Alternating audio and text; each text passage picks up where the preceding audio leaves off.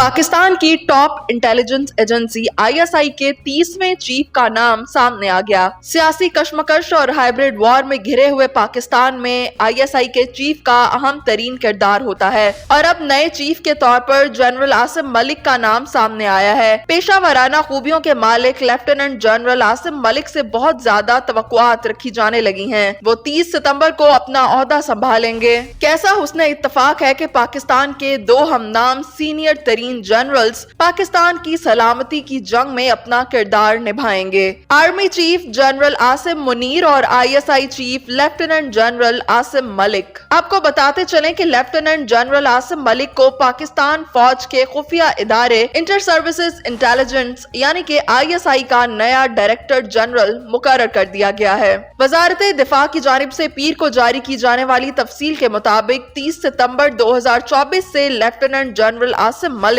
अपने ओहदे की जिम्मेदारी संभालेंगे। इस तैनाती के लिए वजीर आजम शहबाज शरीफ के पास 4 नाम भिजवाए गए थे, जिसके बाद लेफ्टिनेंट जनरल आसिम मलिक को डायरेक्टर जनरल आईएसआई तैनात कर दिया गया।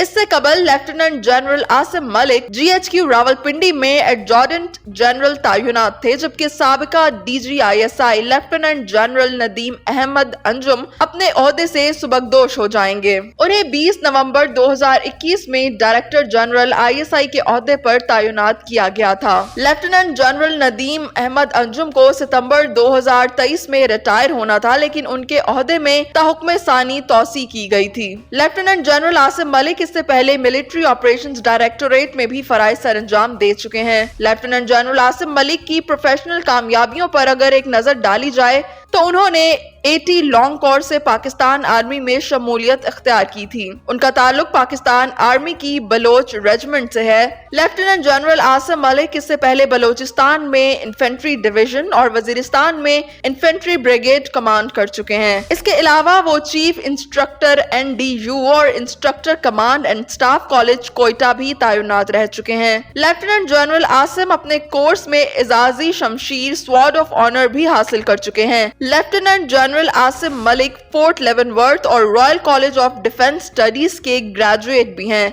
उन्हें 6 अक्टूबर 2021 में लेफ्टिनेंट जनरल के ओहदे पर तरक्की दी गई थी।